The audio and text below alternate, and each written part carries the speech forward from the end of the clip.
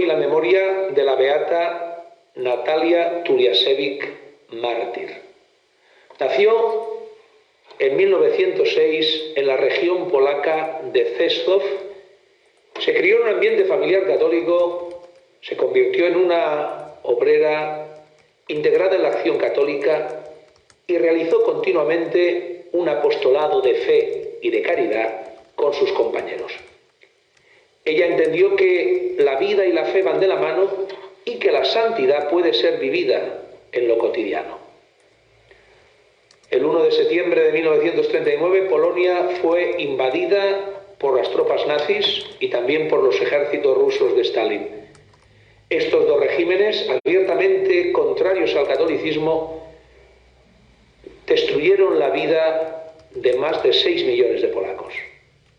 A Natalia, como a toda su generación, le tocó experimentar en primera persona cómo la nación polaca era humillada y aniquilada.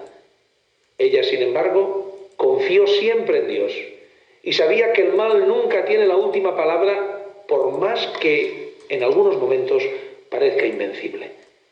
Cargada de esperanza, cargada de confianza en Jesucristo, animó a sus compatriotas a esperar en el Señor y a confiarse en su protección. Pero su apostolado de acción católica no se quedó solo en los consejos.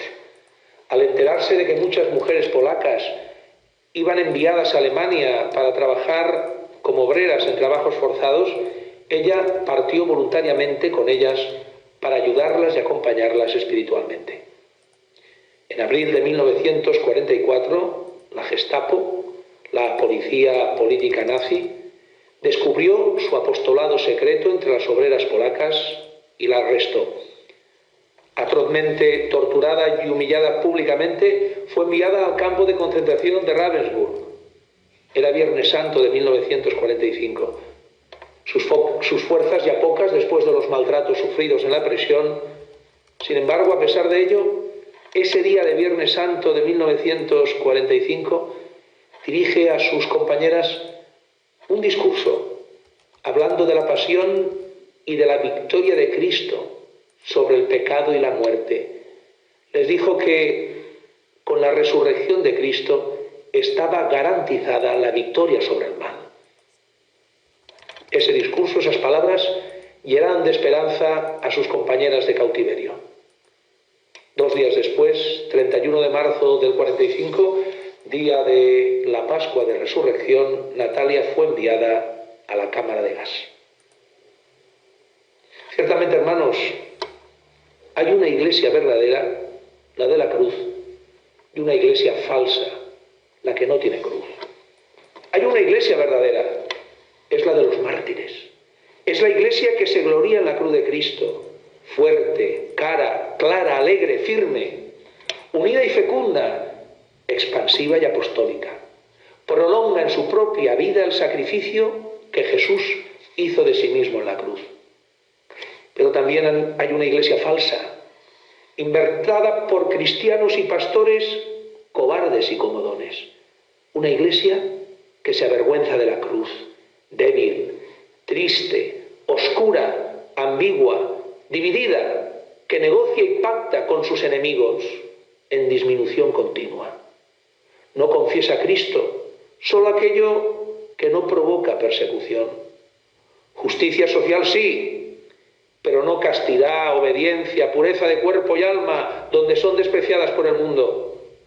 Teme ser rechazada por decir la verdad o habla bajito. Cristo no murió. Cristo no fue crucificado por curar enfermos, sino por dar testimonio de la verdad. No hay nada tan peligroso como anunciar la verdad. El mundo, bajo el poder del maligno, no resiste el testimonio de los mártires, que son perseguidos no tanto por hacer el bien al prójimo, sino por afirmar la verdad, por denunciar a los hombres que sus pensamientos son malos y que sus caminos llevan a la perdición. Que ninguno de nosotros viva como un enemigo de la cruz de Cristo, sino como un testigo de la verdad. Una bendición para todos.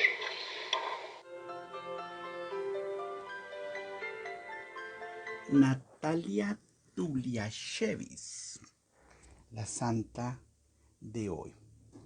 Damos gracias a Dios, miren, Dios puso este santo. Hay otros santos más de 1600, 1700, pero hoy me llamó la atención, yo no conocía la historia, porque es de esta época. Buenos días, buenas tardes, buenas noches, antes de que se me olvide. Santos de hoy.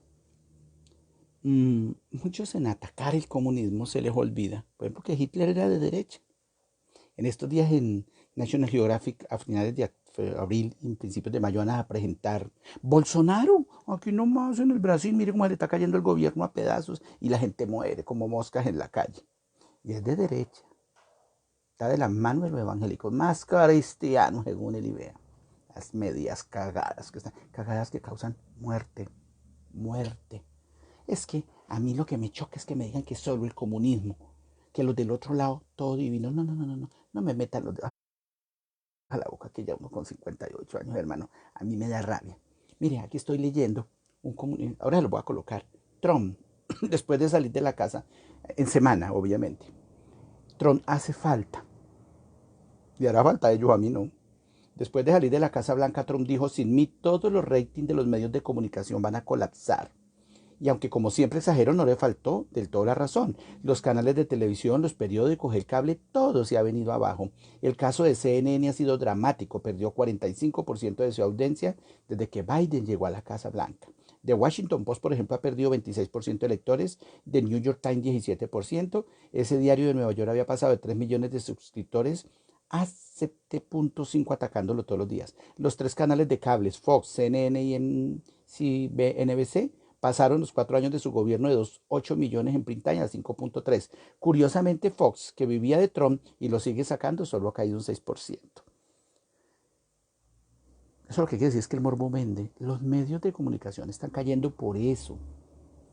Y porque es que la gente se está informando por otros medios, además porque se acabó esta. Y Semana dice que está creciendo. Eso Semana está en promoción. Mire, yo se los confieso, a mí me llega Semana y no la reenvío. A mí me da pena mandar pura basura. Tampoco la leo. Por ahí, por ahí. Da asco. Da asco. Era una revista que daba gusto leerla. En cambio, mire, y se ganaron premios, algún premio de Reina Catalina, India Catalina, no sé qué. Noticias 1, CMI. Otro cuento. Lo peor que le puede pasar a un periodista es arrodillarse. Voy a estudiar, me voy a profesionalizar como periodista. Pero no, uno para ser correcto no necesita ser experto ni ir a la universidad. Esos son valores. Uno sabe que la prensa y nosotros los oyentes no somos estúpidos. Por Dios. Tal vez hace 20 años, 30 años, cuando no había sino radio y televisión y tocaba lo que tocaba, pero ahora con el internet, por Dios, ¿a qué juegan? Mis hijos no ven televisión. Para nada. Ni RCN ni Caracol. Gas, dicen mis hijos, gas. Ellos ven Netflix. Ellos ven otras cosas. Series seguidas y porque por lo mismo que los muchachos de hoy en día no comen de bombo. Nosotros los cuchitos, vean. Pues me regalaron un radio más lindo de cumpleaños. Yo ando con mi radiecito, mi panelita. Pero yo escucho así como a metros. Y con cucharita. Yo no todo lo que dice la radio. Mire, mi madre no se quiso vacunar por tantas pendejadas que dicen por ahí en la radio. Porque a veces son irresponsables. Bueno, los medios de comunicación abren los micrófonos a todo el mundo y todo el mundo dice, no, que es que yo la puse, que mi mamá se murió, y que nada, que. Ahí están diciendo que con limitaciones AstraZeneca estás teniendo problemas. Por Dios, ayer escuchaba a Mauricio hablar sí, a Mauricio Vargas con Marcelo, que se unen a las 7:30 y a las 12:30 del día de la Radio 1 y la Cariñosa, de que la vacuna es una bendición. Claro que es una bendición, pero es que esto es una peste nueva, un virus nuevo y está mutando. Mire, una de las cosas que me llamó la atención a mí una vez, que fui a un congreso que lo organiza el doctor Héctor, ay, perdóneme, el oncólogo, avances en el cáncer, descubrieron los científicos que las células del cáncer, eso es una guerra, el cáncer y las defensas buenas, ¿no? Están en guerra. Y entonces las malas le mandan un mensaje a las buenas de tapo, tapo, cuando uno jugaba la lleva, tapo, tapo, voy a hacer chichi. Parado en el juego, salía corriendo. Estas malas le mandan mensaje a las buenas, tapo, paremos, pausa, paz. Y estas bajan las defensas y estas llegan y pácata, y ñanga. Hasta las células malas son astutas. Tienen la maldad. Células, una bacteria, sí. Por allá tienen un pensamiento chiquitico. Increíble, ¿no? como la guerra entre el bien y entre el mal. Pero lo que decía el padre ahora de esta mujer Natalia Saluchev de la Segunda Guerra Mundial, el mal no vencerá el bien. Jesús venció el mal.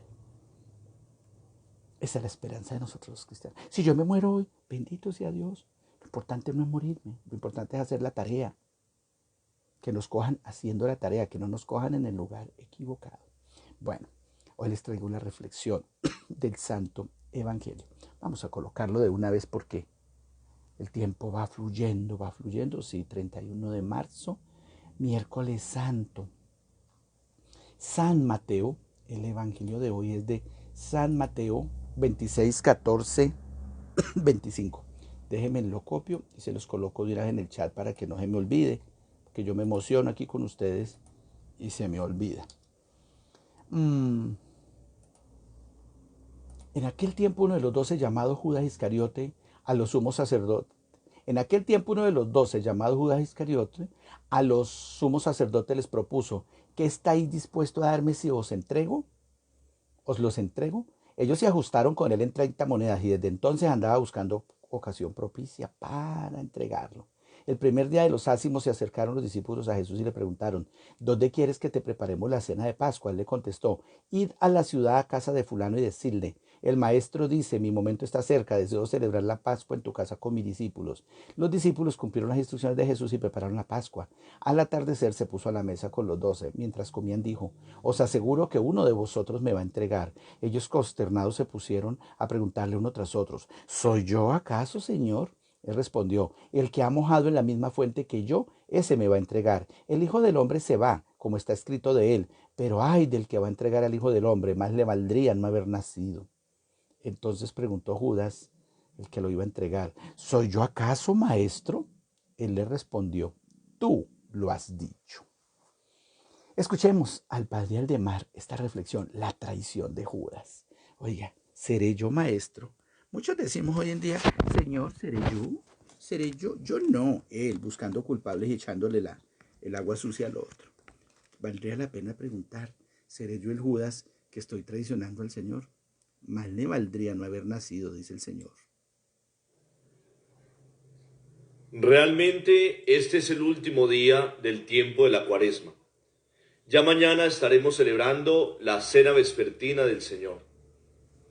Por eso quiero llamarlos a que meditemos hoy este texto del Evangelio de San Mateo, capítulo 26, versos 14 al 25. No sin antes orar, diciendo juntos: Señor Jesús, yo te abro la puerta de mi corazón, de mi vida, y te recibo como mi único Señor y Dios. Acepto tu voluntad, sea la que sea, con tal de que ella se cumpla en mí. Te entrego el gobierno de mi vida, de mi casa, de mis asuntos, ahora y por siempre. Amén. Hoy el Señor nos muestra en este Evangelio dos cosas fundamentales.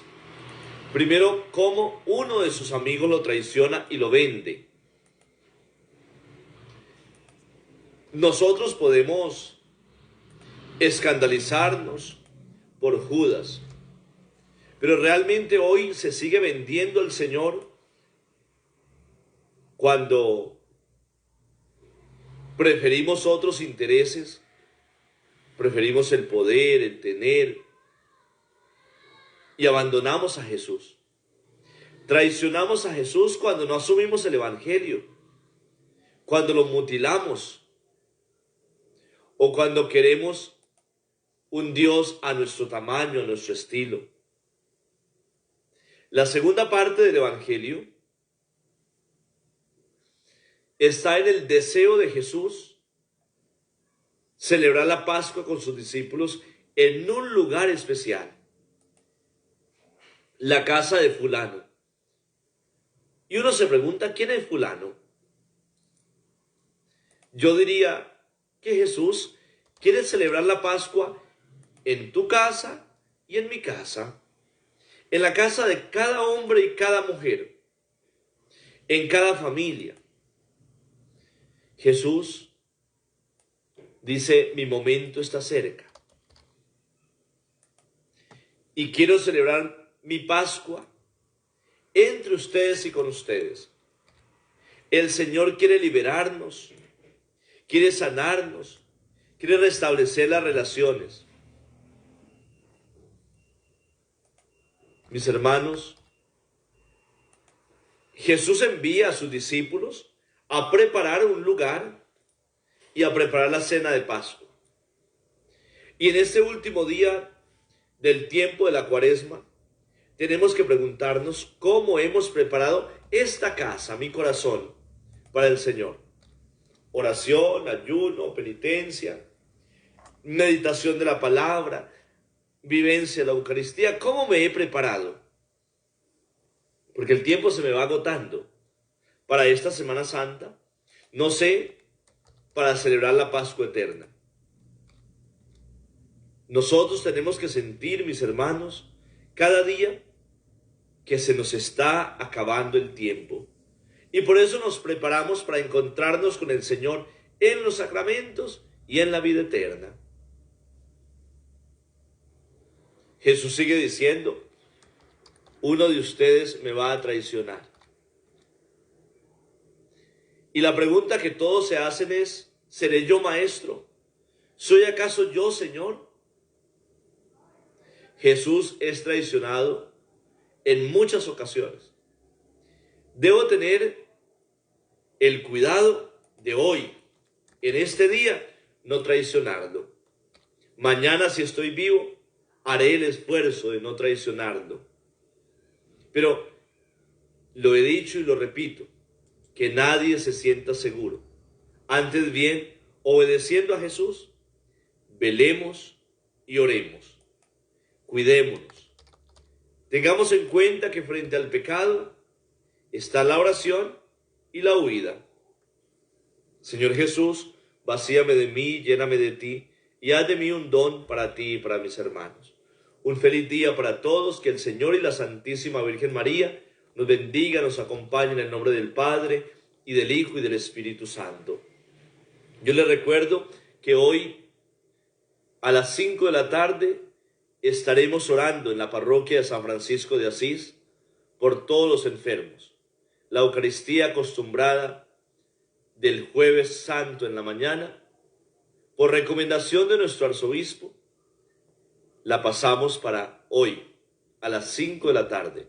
Oramos por sus enfermos, los que están en casas, en clínicas, en hospitales, pero también por aquellos que pueden acercarse al templo.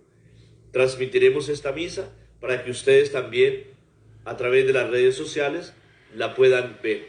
Buscan Facebook Meditando con el Padre Aldemar. Allí nos encontramos. Que el Señor y la Santísima Virgen María los bendiga siempre. Gracias, Padre Aldemar. Bueno, ya escucharon, a las 5 de la tarde hoy la misa por los enfermos, la que se realiza los Jueves Santo. Hay que cambiar muchas cosas. Lo que quiere evitar la iglesia es aglomeración. Entonces, estamos en una época de pandemia, estamos en una peste. Está duro esto, tenemos que cuidarnos, pero tenemos estos benditos medios. Cura no necesita tocar ni nada, el Señor Jesús fluye. El Espíritu Santo, Él está vivo y resucitado. Él está por encima de Facebook, Él está en tu corazón y en el mío. Lo importante es que tu corazón esté listo y preparado para recibir un milagro. Pero mucha gente quiere milagro y no perdona. Pegado a los 4 ladrillos. No es capaz de decir lo lamento, me equivoqué. No, es que ya me ofendió. No importa, pida perdón usted, libérese usted. El otro que siga podrido ni quiere. Si no quiere perdonar de malas, el jodido es él. Pero libérese usted, porque el problema lo tiene usted. Por eso es que mucha gente no se sana. Yo he escuchado muchos testimonios que quieren ir a una misa de sanación con el Padre tal. Todas las misas de sanación, todas son de sanación. Señor, aquí está Jesús, el Cordero de Dios, el que quita el pecado del mundo. Dichosos los invitados a la cena del Señor. Señor, yo no soy digno que entres a mi casa, pero una palabra tuya podrá sanarme.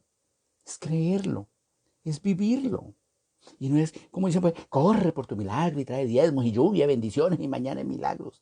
Jesús está vivo hoy, todos los días. La gente, ay no, que no me gustan esas reuniones virtuales, las misas virtuales. Ayer fui a San Roque y están organizando el humilladero y vistieron la dolorosa. Tengo unas fotos más lindas, ve, pronto se las muestro. Esas imágenes son muy lindas, a mí me encantan. Las procesiones me fascinan. Este año no va a haber, pero es la representación, es ver a la dolorosa, es ver el dolor de la Virgen María. Porque a veces, ay sí, Jesús murió por mí y derramó su sangre preciosa y tan chévere.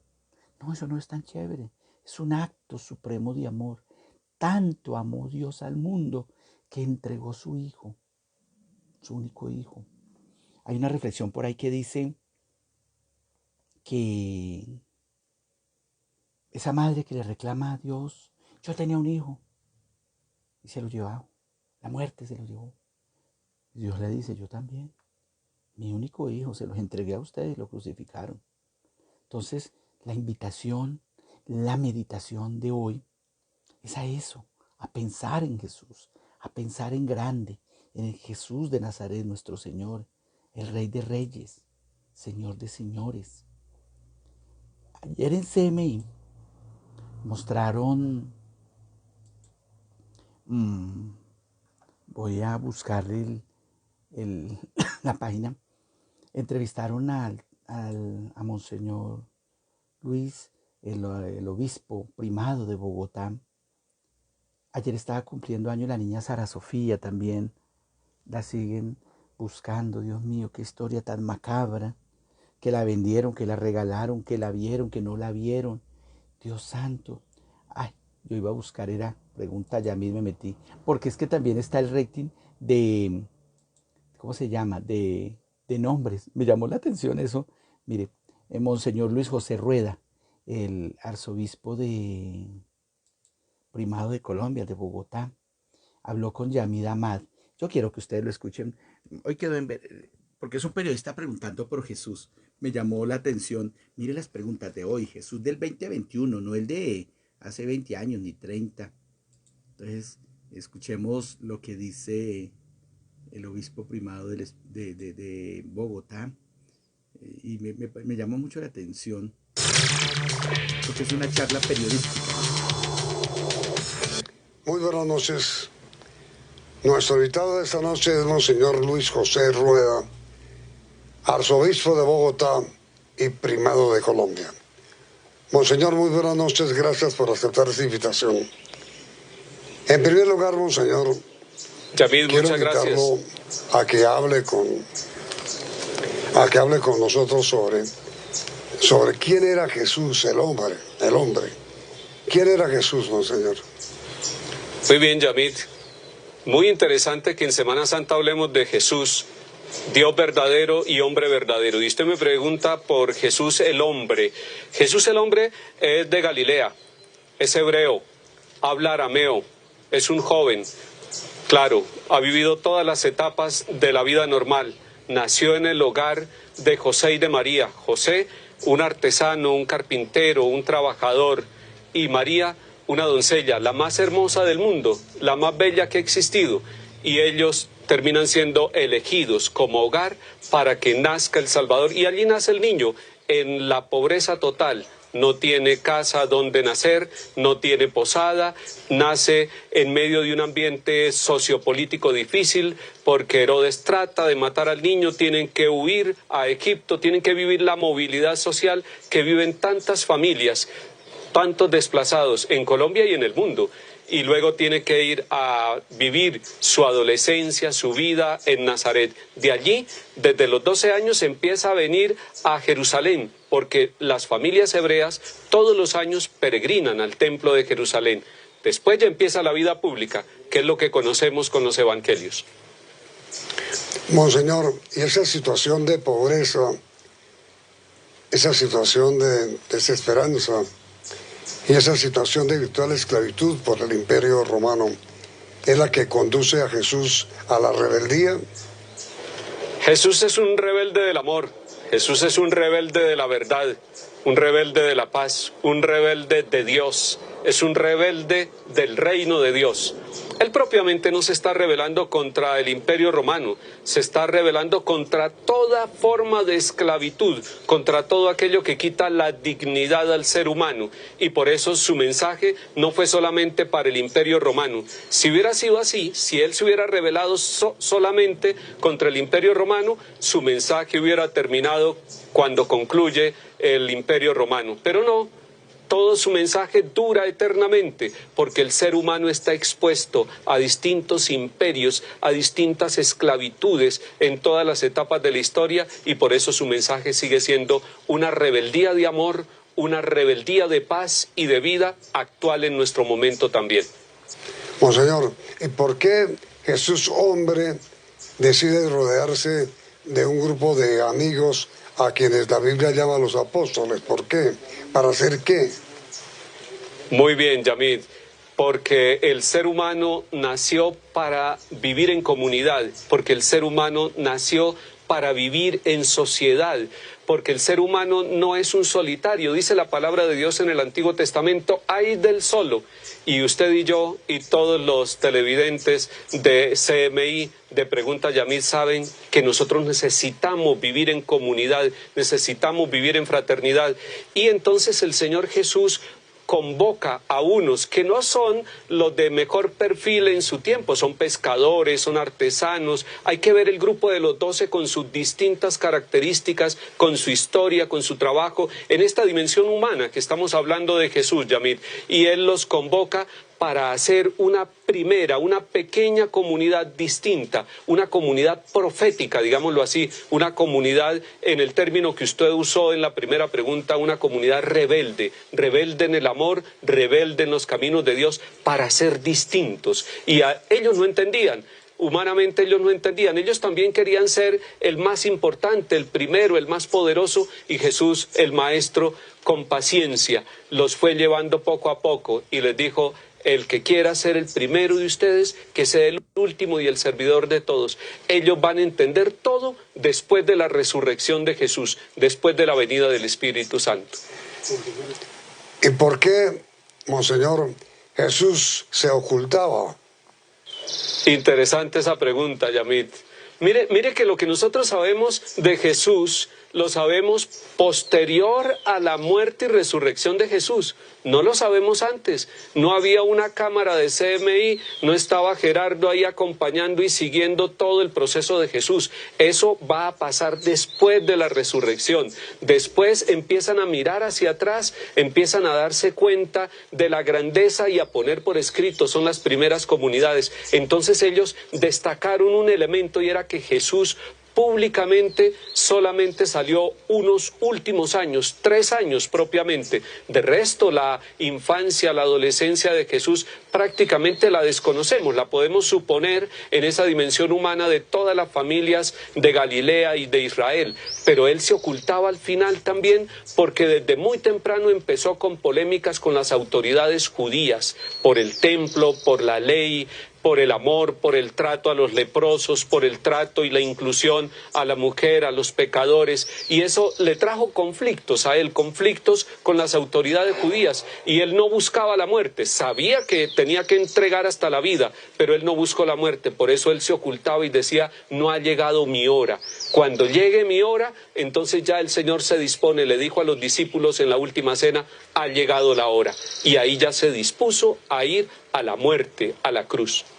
Si él realmente no se ocultaba, ¿por qué dijo cuando estaba reunido con sus apóstoles: uno de vosotros me traicionará? Es decir, me delatará. ¿Qué quiso decir entonces? Muy interesante que Jesús allá en la última cena, y eso lo vemos en el capítulo 13 del Evangelio de San Juan, y también los evangelios sinópticos, Mateo, Marcos y Lucas, narran esta situación de la última cena. Y él allí en la última cena, en la intimidad con sus discípulos, sabiendo él, porque él es Dios y es hombre verdadero y Dios verdadero, sabe lo que va a pasar, sabe que el traidor está ahí, pero no condena al traidor. Había podido decir con insultos: sáquenlo de aquí, saquen a ese Judas, a ese traidor que perdió los 6 semestres de estar caminando conmigo, que no aprendió el reino. Pero dice un detalle muy bonito: uno de ustedes, uno de los que está aquí me va a traicionar. Empiezan a preguntarle: ¿y quién es? ¿Seré yo? Todos como que se reconocen frágiles y dudan de ellos mismos. Sin embargo, el Señor Jesús, ante la insistencia de sus apóstoles, dice: aquel a quien le dé un pan mojado, y lo moja es un detalle. Es más, trata con cariño a Judas. Pero, Monseñor, La duda es, ¿qué quiere decir traicionar? Uno de vosotros me traicionará. Traicionar es delatar, es revelar. ¿Qué iba a delatar? No propiamente, Yamil. ¿Qué iba a revelar? No, la traición consiste en que él va y negocia, va y se pone de acuerdo en un negocio por el amigo. Y eso hace recordar aquel salmo que dice, el amigo, el que comparte conmigo el alimento, ese que acompañaba mi camino, es el primero en traicionarme. ¿Cómo duele la traición? Yamil, si usted no ha sentido la traición en la vida, no ha sentido lo que sintió Jesús. Y alguien que haya sido traicionado por un amigo, sabe y entiende lo que dice el salmista también. Si hubiera sido un enemigo, en fin, pero es el cercano. Entonces no es delatar un secreto, porque Jesús se ha manifestado en público. Él le dice a los guardias cuando lo van a capturar, ¿por qué me capturan de noche? ¿Por qué vienen con palos como a prender a un bandido? Si yo estaba permanentemente en el templo y todo lo que el Padre me ha dado a conocer, se lo he transmitido a ustedes. Entonces no es un delatar. La traición en el caso de Judas no es que él delate un secreto, sino que le da más importancia al dinero que a la amistad con el Hijo Salvador de la humanidad y lo vende por 30 monedas. Mire, monseñor, por hoy el tiempo se nos ha agotado lamentablemente, pero la historia... Bueno, mañana continúa, quedó en continuar esta entrevista, qué chévere, ¿no? Porque es un periodista preguntando por Jesús. Muchos preguntan, ¿quién es Jesús? ¿Se acuerda que Jesús le preguntó a sus discípulos, ¿quién dice la gente que soy yo? La primera encuesta de mercadeo la hizo el Señor Jesús. ¿Quién dice la gente que soy yo? No, pues que usted es Elías, que usted... No. Bueno, ustedes, le pregunta el Señor, ustedes. No lo que dice por allá Caracol, RCN, o Don Yamí Amá, o que dice la revista Semana, o Vicky Dávila, no, nada. Ustedes. Ahora usted, para usted, ¿quién es Jesús? ¿El sanalo todo? Para que usted lo llame y le dice, venga, págueme este juego aquí y quite de ahí como el papel higiénico. Buena pregunta, ¿no? ¿Quién es Jesús para usted? Mire, me llamó la curiosidad este tema porque yo pensaba, la verdad. Bueno, escuchen y, porque no les quiero dañar la sorpresa, los nombres bíblicos más famosos en Colombia, para los que creen que eso está pasado de moda. Miren los nombres bíblicos. Me llamó la atención esta nota porque es curiosa, pero es muy chévere. Miren, según la registraduría, ¿no? Los últimos 5 años. Tengo ñapa. La Registraduría Nacional del Estado Civil, con motivo de la Semana Santa, revisó sus bases de datos y encontró que los siguientes son los nombres bíblicos más populares en el registro civil de nacimiento desde 2016. En el caso de los hombres, el nombre más utilizado es David, el histórico rey de Israel. 34.280 colombianos fueron bautizados en ese lapso. El segundo nombre más usado es Jesús. En los últimos 5 años fueron bautizados como Jesús 17.860 colombianos. El tercero, Samuel. En hebreo quiere decir aquel que escucha a Dios. Como Samuel han sido registrados 13.260 niños en los últimos 5 años en Colombia. El cuarto nombre más utilizado es una sorpresa. Es Matías. Lo recibieron 9.580 y no parece un nombre tan común. Pues lo es. Irónicamente, 26 colombianos han sido bautizados con el nombre de Caín, que según la Biblia fue el primogénito de Adán y Eva y que pasó a la historia por haber asesinado a su hermano Abel. Entre las mujeres bautizadas en los últimos 5 años en Colombia, precisamente el nombre más utilizado fue Eva. La registraduría contabilizó 13.970 inscripciones con ese nombre. Increíblemente, el segundo nombre bíblico más usado entre las mujeres es Génesis, que lo llevan 3.530 compatriotas. Los menos utilizados han sido Dalila, aquella que según la historia bíblica le quitó la cabellera a Sansón, con solo 579 registros. La más célebre de las mujeres que acompañaron a Jesús se llamaba Magdalena y lo llevan 417 colombianas nacidas en el último quinquenio en el país. Para que no piensen que nombres como el mío ya no se usan, los datos que les he dado se refieren solo a nombres bíblicos. Bueno, ahí está la curiosidad, ¿no? Yo pensaba, María. María. Bueno, me parece lindo el nombre de la Virgen, pero bueno, ahí están los nombres Caín, ¿qué tal no llamarse Caín? Claro que por ahí hay hartos Caín y Judas hay hartos, que no se llaman así, pero se comportan como ellos, ¿no? Bueno, hoy las efemérides me tocan a mí porque las del Capi no las grabé, ya me olvido. Tocó a este pechito, con mucho gusto.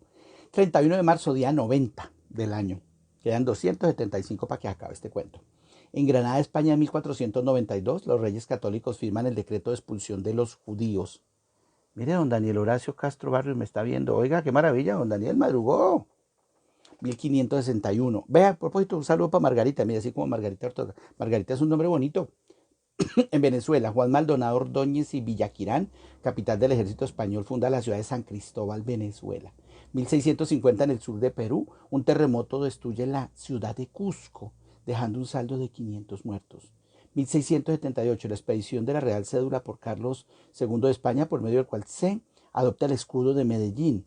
En 1804, en Francia se promulga el Código Civil Napoleónico, vigente en la actualidad, y en 1889 en París se inaugura la Torre Eiffel. Eso decía que iba a ser un monstruo, hoy es el símbolo de París. Un saludo a don Andrés Oviedo, que está ahí en sintonía. 1909, en Inglaterra comienza la construcción del RMS Titanic, o el Titanic, lo completaron justo 3 años después, y se hundió. 1974, el corredor argentino Carlos Reutemann gana el premio de Sudáfrica en Fórmula 1, disputado en el circuito de Kyalami. 1983, en Colombia, un terremoto destruye la ciudad de Popayán. Y en 2017, una avalancha en la ciudad de Mocoa, 3 quebradas se crecieron. Ahora les dejo ver un video. Es en inglés porque es de un medio de comunicación internacional, pero habla de lo de Popayán. Eso fue hace 38 años, para un miércoles o jueves santo, no recuerdo bien. Nacieron un día como hoy, en 1596, don René Descartes, el matemático francés. En 1675, Benedicto XIV, papa católico entre 1740 y 1758. 1914, nació Octavio Paz, el escritor mexicano, premio Nobel de Literatura 1990. 1941 nació doña Mirla Josefina Castellanos Peñalosa en Valencia, el 31 de marzo de 1941. Mirla Castellanos, cantante, actriz, compositora, locutora y presentadora venezolana, conocida como la Primerísima. Esta mujer es una de las más famosas en Venezuela. Me encanta una canción de ella, La noche que murió Chicago. César Gaviria, mire, nació en 1947, el político. Al Gore, 1948, el vicepresidente estadounidense. Jorge Antonio González Oñate, nació en La Paz, 31 de marzo de 1949. Me pregunta doña Marta que cómo es la programación de su programa. Bueno, Daniel Castro, gracias por su saludo. Martica, yo estaba pensando como cuando uno piensa. Quería mover el horario, pero no lo voy a mover. A la misma hora voy a estar aquí, 5 de la mañana. Voy a ofrecerle al Señor estos madrugones de jueves y viernes santo. Voy a ofrecerle al Señor estos madrugones para que ustedes no se me desorganicen. Voy a madrugar. Y la misma hora, jueves y viernes santo, la misma hora. Mañana les tengo un tema especial con el padre Emanuel Cueto, el sacerdote de 31 años que falleció, a rendirle un homenaje. Y en él a todos los sacerdotes. Normalito, mamita, normalito para que no se nos, porque después les cambio el horario y se me enloquecen. No, la misma hora, mi niña. Jorge Oñate, 70 años, murió hace un mes, el 28 de febrero. Vea, se fue a descansar. Hizo la tarea. Fallecieron un día como hoy, en 1980, Jesse Owens, el atleta estadounidense. Y en 1995, Selena Quintanilla Pérez, Lai Jackson, 16 de abril de 1971, 31 de marzo del 95. Cantante estadounidense de ascendencia mexicana, de Tex-Mex, ranchera, balada, pop latino. Lástima la historia. Me encanta ver la película, ella tan bonita, tan joven, 23 años, la asesinaron. no se sabe, la muerte de ella fue tan terrible, por nada más que una empleada suya, la presidenta dizque del club de fans. Ven. Ay, carambas, por aquí dice que el último día de que era, bueno, Teresa María Schiavo, 3 de diciembre de 1963, mujer estadounidense que abrió acalorado debate sobre temas como la eutanasia, bioética, tutela legal, federalismo. El 25 de febrero de 1990, debido a un ataque cardíaco provocado probablemente por una bulimia grave y una falta de proteína en la dieta, sufrió un paro cardíaco que le provocó daños cerebrales gravísimos que la dejaron en estado vegetativo, manteniéndose con vida a una conexión a una máquina que le suministraba alimentación intravenosa. Creo que ella hubo un pleito con su marido y la desconectaron finalmente. La eutanasia. Eso no es de Dios. Raúl Alfonsín, abogado político, estadista y presidente argentino, nació en el 2009. Murió. Me encanta este hombre. Los Ángeles, California, en 1935 nació Geralper Goldberg. Tiene unas canciones tan lindas. Él fue el que estuvo con los Tijuana Brass. Tiene música instrumental bellísima. Tiene una canción que se llama Ruta 101. Uy, hermosa, hermosa. Se la voy a buscar y se la voy a colocar porque me encanta, es de Geralper. Bueno, les voy a poner una Aranjuez también. Sí, ese hombre tiene música linda. Ahí me está diciendo don Jader. Y eso fue música que sonó en las emisoras pop. Mi hijo, ese hombre tiene música hermosa. Pero le voy a colocar la Ruta 101. Vamos a que ustedes la escuchen un pitico. Aranjuez, sí. A mí también me gusta. Pero me gusta más Ruta 101. Miren. Espérate que me toca, perdónenme un momento, aquí ustedes no saben todas las maromas que yo hago para que ustedes me puedan escuchar. Regálenme unos minutos, se las coloco un pitico. Escúchele, ¿verdad?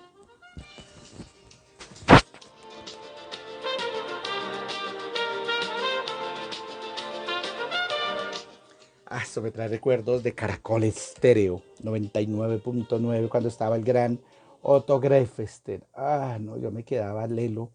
Me parecía tan linda esa música. Oiga, nosotros fuimos en una época chévere. Yo me acuerdo que en los LPs de música romántica, la música esterilizada, como dice una amiga mía, la música estilizada sonaba y eran éxitos. Mírenlo. Acá está. Voy a complacer, don Jader. Ahí tiene su Aranjuez.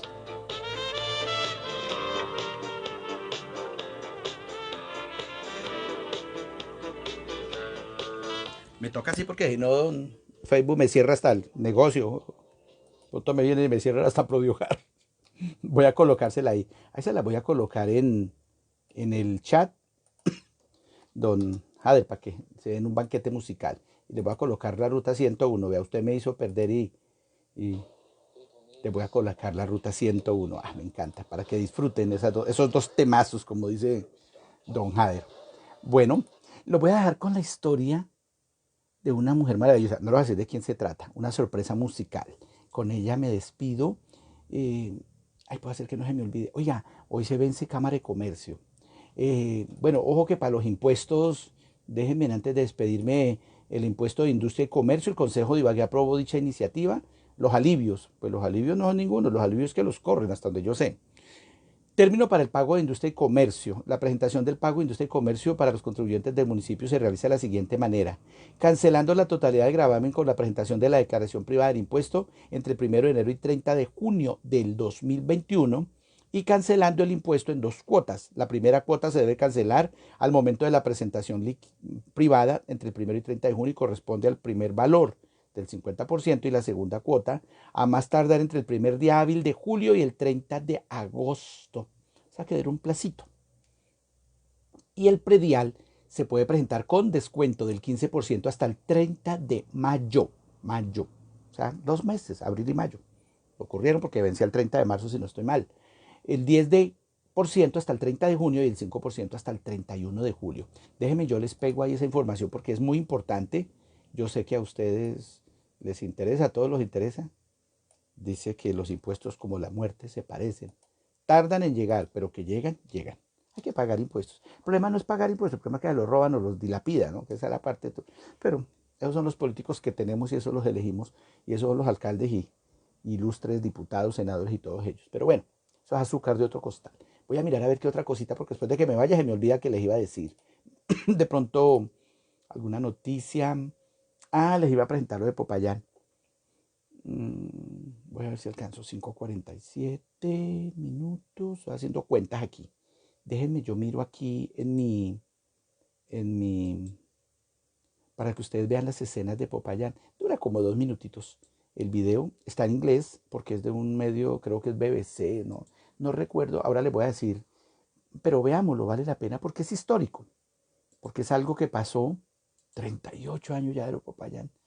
Ahora y otra vez encerrado, ¿no? Popayán en estos días con los pasos van a ser inéditas del noticiero ABC de los Estados Unidos. Es el noticiero. Les voy a colocar las imágenes porque me parece que vale la pena. 38 años ya de lo de Popayán. Mire las imágenes. Es en inglés, entonces, pues más que todo es por el valor fílmico. A day of joy in Colombia's holiest city.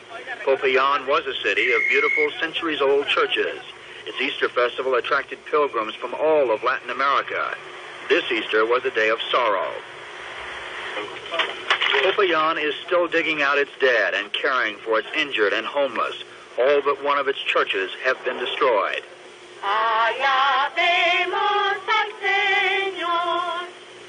But the people have not lost their faith. In small open-air services, there were prayers for the victims. Many here believe God is punishing Popayán for losing sight of its religious heritage. But this priest said it is time to quit looking at the destruction and to look ahead at what the town can be. Among those faced with rebuilding is the Arenas family, 4 generations clinging together, living in the street. This is the first time they have ever missed an Easter Mass. Their church was destroyed and the nearest service was too far for the great-grandmother to walk. So they prayed at home, thankful that at least they are all alive. The first steps toward rebuilding Popayán are being taken. Some people poke through the rubble, gathering what's left so they can start anew. Some clear away the wreckage of broken buildings so new ones can be built to take their place. The homeless set up tents to shelter themselves and their families until they can find a new place to live. Others, outsiders, send help. Medicine, blood, food, money. The help comes from government, relatives, friends, strangers. The problems here will take a long time to solve. These demonstrators claim some of the tents supplied by the United States have been stolen and sold. The cost of reconstruction is now estimated to be $130 million. But it is more a question of faith here than money. Faith in the future of Popayán. For 400 years, Easter worshippers here have carried these priceless figures through the streets to celebrate the death and rebirth of Christ. This year, those statues were carried instead to safety, to the homes of parishioners, where they will be kept until the churches can be rebuilt and the celebrations can begin again. The people here have always believed in the resurrection of Christ. They also believe in the resurrection of their city. Mark Potter, ABC News, Popayán, Colombia. Popayán, Colombia, 38 años, no tan conmovedor, las familias, ¿no? Esa cara de desesperanza. Dios mío, los colombianos nos hemos sobrepuesto a tantas tragedias. Por eso no podemos permitir que vuelva la guerra, ni por chiras. Bueno, yo siempre les digo, llegó la hora de despedirme. Y me lo voy a dejar con una historia musical. Mejor encerraditos que enterraditos. Vivan este día como el primero, como el único, como el último. Que el Señor Jesús y María los bendiga. Cuídense, cuídense. La pandemia no se ha ido. Un amigo que quería viajar, que no sé que no viaje. Mire, el Divino Niño lo van a cerrar en Bogotá, en el 20 de julio, para evitar contagios. Mucha gente gana plata. La iglesia también se ve perjudicada. Pero la fe sigue. Las van a transmitir por internet. Pero el Señor no nos va a dejar. Esta época de vivir con lo que tenemos apenas. Son épocas duras. Es una peste. Con Spotify, con YouTube, con Facebook Live. Pero es peste. Y mata. Entonces cuídense. Yo me voy a cuidar. Yo no voy a salir ni a la puerta. Yo no voy a ir a ninguna ceremonia religiosa. Me voy a quedar aquí encerradito en la casa. Y desde aquí la voy a seguir. Voy a tratar de reenviarles a ustedes. Ahí está en mi, ¿cómo se llama? En mi perfil. Ahora les pego la programación. Si les falta alguna programación o alguna parroquia y no saben cómo entrar, me escriben. Y yo con mucho gusto se la busco y trato de ayudarles. Ahí tengo como 40 parroquias que me ayudó Camilo Díaz. Ya se las voy a buscar y les voy a poner el link. Está nombre de la parroquia, nombre del sacerdote, la programación y el link. Más fácil. Entonces no salga a buscar lo que no se le ha perdido. Que Jesús y María los bendiga. Chao, chao. Bendiciones. Cuídense y los dejo con esta nota musical que me parece muy chévere para terminar nuestro programa. Ahí les dejo esta nota musical. Una historia muy chévere. Ahí se las dejo.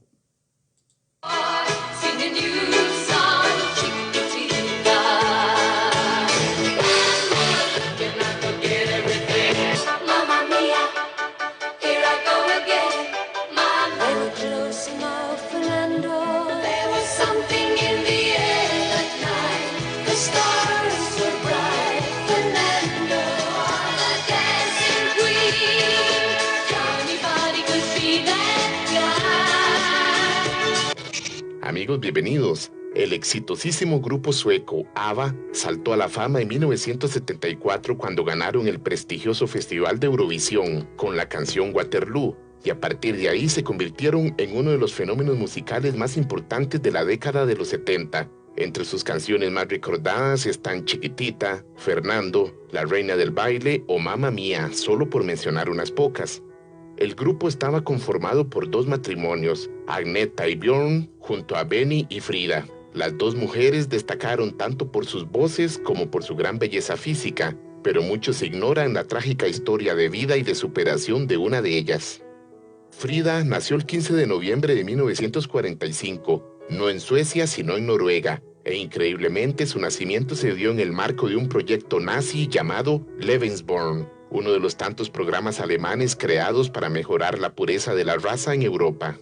Durante la Segunda Guerra Mundial, los nazis arrasaban Europa a una velocidad que tomó a todos por sorpresa, y la posibilidad de que lograran someter a todo el mundo parecía muy real. En este ambiente y como respuesta a la caída de la tasa de natalidad en Alemania, los nazis crearon el proyecto Lebensborn, que en español significa fuente de vida.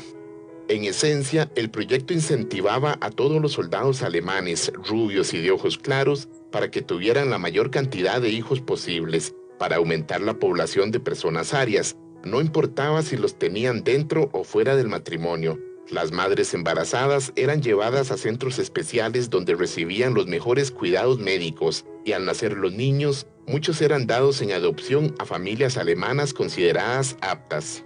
El proyecto inició en Alemania, pero conforme los nazis iban conquistando países, comenzó una nueva etapa donde se les ofrecía a las mujeres rubias y de ojos claros de países ocupados bonos y beneficios económicos a cambio de tener hijos con soldados alemanes. En tiempos de guerra, donde la comida escaseaba y no había dinero, muchas mujeres vieron en el proyecto la única forma de sobrevivir al conflicto. Cuando los hijos de estas mujeres nacían, muchos les eran arrebatados y enviados a Alemania para ser criados por otros padres, y a ellos se sumaban otros niños rubios que eran raptados de los países conquistados para ser reeducados en Alemania. La madre de Frida, Shiny Langstad, fue una de estas mujeres, y el padre de la futura cantante fue un soldado alemán llamado Alfred Hayes, de 24 años, quien en 1943 fue destacado en Noruega y pronto conquistó a la joven con una bolsa de papas, un bien muy escaso, un lujo durante la guerra. Shiny dio a luz a Frida, pero la suerte de los nazis había cambiado para entonces. Hitler se había suicidado y la guerra había terminado. El proyecto Lebensborn había sido desmantelado y no había nadie para hacerse cargo de los niños. Ya sin nazis, los sobrevivientes de los países ocupados se ensañaron con aquellas mujeres que habían accedido a tener hijos y relacionarse con los alemanes. Muchas fueron golpeadas y humilladas o expulsadas de sus pueblos. A muchos de sus hijos los encerraron en instituciones mentales. Por temor de perder sus vidas, Shiny se trasladó a Suecia junto a su madre y a su hija en busca de un nuevo comienzo. Cuando Frida creció, le dieron a conocer el verdadero nombre de su padre, pero le dijeron que había muerto ahogado durante la guerra. Pocos años después, lamentablemente, la madre de Frida murió y ella quedó al cuidado de su abuela. Eventualmente se enteró del proyecto Lebensborn y cayó en una profunda depresión cuando supo las circunstancias en que había sido concebida. En una de las pocas entrevistas en que habló abiertamente del tema, la cantante llegó a decir: "No tenía muchos amigos, yo pensaba que todo acerca de mí estaba mal, que no había nada en mí que mereciera ser amado. A pesar de su desafortunada infancia y de un primer matrimonio fallido, Frida logró hacer realidad su sueño de convertirse en una famosa cantante y alcanzó el éxito mundial formando parte del grupo ABBA, donde compartiría escenario con su segundo esposo, Benny. En 1977, cuando el grupo estaba en el punto más alto de su fama, sucedió algo increíble. Una gran fanática de la agrupación, llamada Bernadette Hayes, se dio cuenta que el padre de Frida había sido un soldado alemán llamado Alfred Hayes. Ese precisamente era el nombre de su tío, y efectivamente, él había sido destacado en Noruega durante la guerra. De esta forma, la cantante logró encontrarse con su padre biológico, y aunque a través de los años se vieron en algunas ocasiones, de acuerdo con Frida, no logró conectarse con él de una manera emocional, y su relación la definió como de amistad y respeto. A pesar del terrible episodio, si hay algo que se puede rescatar, es que Frida fue una de las pocas afortunadas que nacieron dentro del proyecto Lebensborn, que logró saber quiénes eran sus padres verdaderos y vivir con su madre. Suerte que no corrieron los cerca de 20.000 bebés que nacieron bajo esta iniciativa.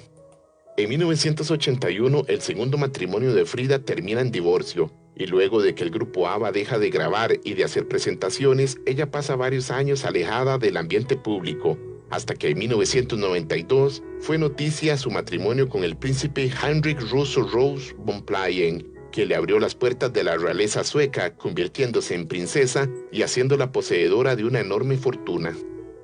En 1998, la hija de Frida, llamada Anne-Lise, falleció en un accidente automovilístico en los Estados Unidos, y un año después, en 1999, su esposo el príncipe falleció víctima de un agresivo cáncer linfático. A pesar de los muchos golpes que ha recibido en su vida, Frida siempre ha luchado por salir adelante y ha superado todos los obstáculos. En la actualidad reside en Suiza. La cantante está muy involucrada en obras de caridad, en especial temas relacionados con la prevención de drogas en los jóvenes y asuntos ambientales. Bien amigos, esta ha sido la increíble historia de Frida del grupo ABBA. Déjanos en un comentario cuál es tu canción favorita de esta agrupación y de quiénes te gustaría que hablemos en futuras entregas. Si te ha gustado el contenido, no olvides compartirlo con tus amigos y en tus redes sociales. Y nos vemos muy pronto con otro video. Pura vida.